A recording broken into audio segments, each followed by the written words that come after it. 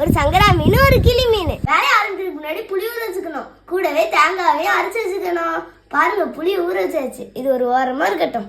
இப்போ தேங்காய் வச்சு எடுத்துக்கலாம். அரைமுறை தேங்காய் சின்ன சின்னதாக வெட்டி வச்சிருக்கேன். சீரகம், கருவேப்பிலை. இது கூட ஒரு பெரிய சைஸ் பல்லாரி சேர்த்துக்கலாம். இதை அரைச்சு எடுத்துக்கலாம். நல்லா அரைச்சுக்கிட்டு இது அப்படியே இருக்கட்டும்.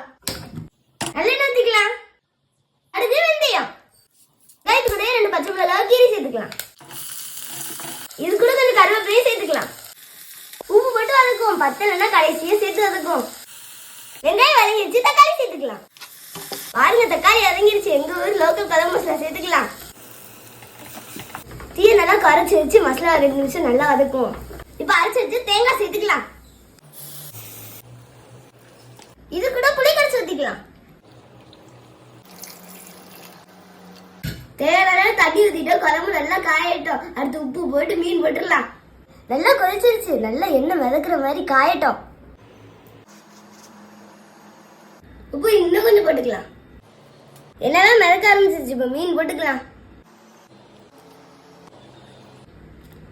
ஒரு மீன் ப்ளூ கலர்ல இருக்கு, ஒரு மீன் ஆரஞ்சு கலர் மாதிரி இருக்கு. மீன் போட்டு ரொம்ப நேரம் கொதிக்க வேண்டாம். 10 நிமிஷம் வச்சா போதும். மீன் குழம்பு சூப்பரா ரெடி ஆயிடுச்சு. மீன் குழம்பு வாசனை தூக்குது. இதோட வாசனை இன்னும் கொஞ்சம் தூக்கலா இருக்குமா? 1 மணி நேரம் நல்லா விளையாண்டுட்டு வந்தாச்சு. சாப்பிட்டு பார்த்துடலாம். சூப்பரா இருக்கு. எங்க வீட்டுல வாரத்துல 5 நாள் மீன் குழம்பு வச்சாலும் நல்லா சாப்பிடுவோம். என்னோட வேலுவலி சூப்பரா சாப்பிடுவா.